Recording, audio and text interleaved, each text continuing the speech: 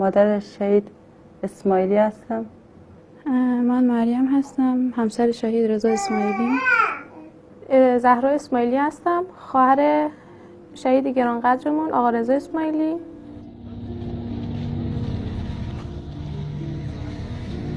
بهش گفتیم که پسر جان بیا ما تنهاییم نرو. گفت که نه، من باید برم برای حضرت زینب بجنگم. تا حضرت زینب رو آزاد نکنم من چی نمیکنم، نمیام از اونجا.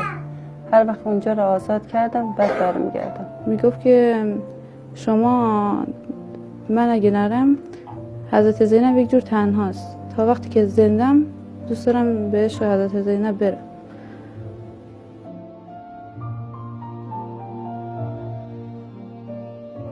رفیق بودیم. رفیق یک کلمه است ولی مفهومش خیلی بزرگه. بهش گفتم که خب ما تنها هستیم اینجا، کسی نیست. گفت که خدا که هست. که دیگه گفتم که باردارم بچه‌مون تو راه، اگه بری شهید بشی بچه‌مون چیکار کنه؟ مثلا بابا نداری، خودت که بی بابا 11 ساله بودی بابا نداشتی، بچه‌مون اینطوری نشه دیگه. گفت که خدا رو که داره،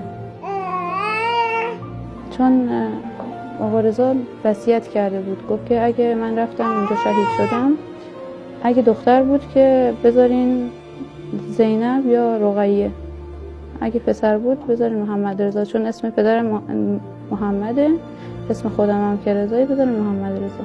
گفت مادر تو خواهر شهیدی، بذار ما بریم. خب پسر جان درسته من خواهر شهید هستم، شما هم که کوچیک بودیم من برای یتیمی اونا رو بزرگ کردم دیگه. کوچیک بود، 11 ساله بود از پدرش مونده بود.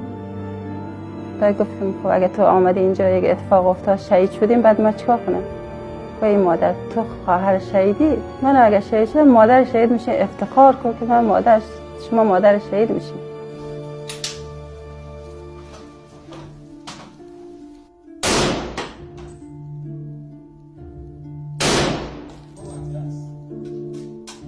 تقریبا 1 سال خوردی میشه که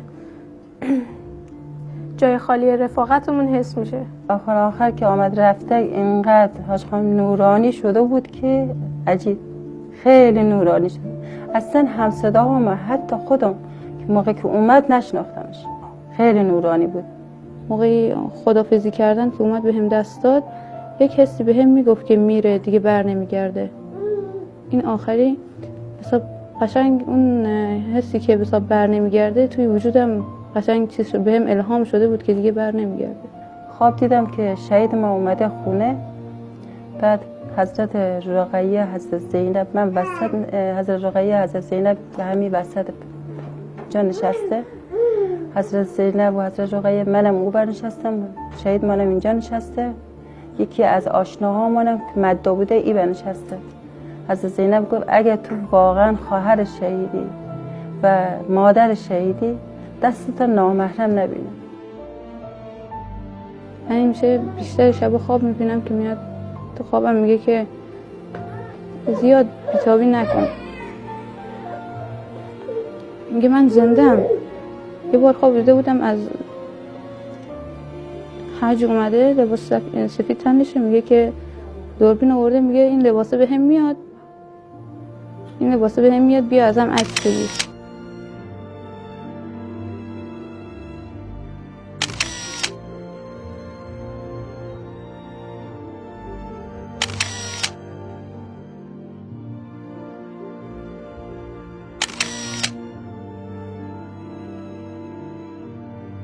ما اصلا حاج آقا که به ما می‌خواستن خبر بدن، اومدن در خانه ما خبر بدن، من خودم شب 2 شب بعدش خواب دیدم که جنازه شهید را آوردن تو خونه.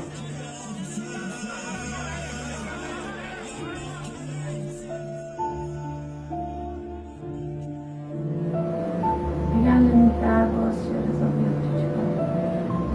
میشینم به پاش زار میزنم، میگم دیگه من تنها نذار. خیلی سخته، خیلی.